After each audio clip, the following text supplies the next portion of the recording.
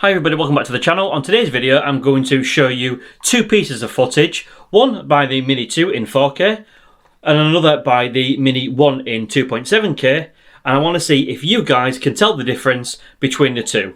So what I'm going to do is I'm going to roll some footage that I've taken earlier, and it's going to be in an urban environment, and both of these are flying pretty much the same flight. So I'm going to run the first footage, which is obviously going to be one of them, and then the other one second. And what I want you guys to do at the end is I will give you a moment to pause the video and then write in the comment section below which one you think is the 4K and which one you think is the 2.7K. The reason why I'm doing this test is because obviously a lot of people are looking at these drones and obviously looking to possibly buy one and want to know whether the additional features on a Mini 2 are actually worth it. Now, if you're watching this on a smartphone or a tablet, chances are 2.7K is going to be more than good enough, because obviously the resolution you've got there is a lot more condensed and compact. But when you start getting to the likes of watching on 4K TVs, you're really going to start to see the difference in the 4K. So what I want to do is, like I say, put this footage up and put it to the test. Can you, obviously somebody that's potentially looking to buy one of these drones, or if you already own them already, can you, the viewer, tell the difference? Let's roll the video and then let's see what happens at the end.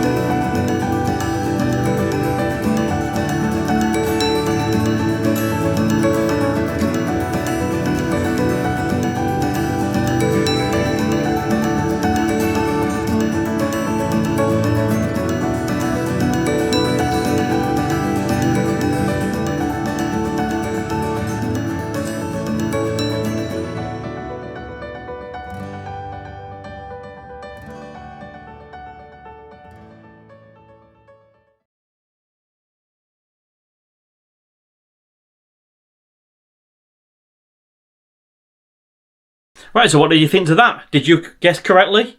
So obviously, as you can see, the first footage was the Mini 1 and the second footage was the Mini 2. So yeah, hopefully that gives you guys a bit of sort of insight as to whether the picture quality difference is obviously worth it for you.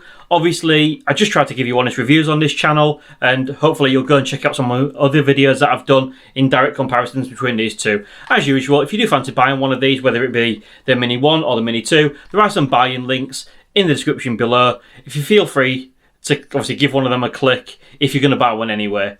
Thank you very much for watching, and see you on the next video.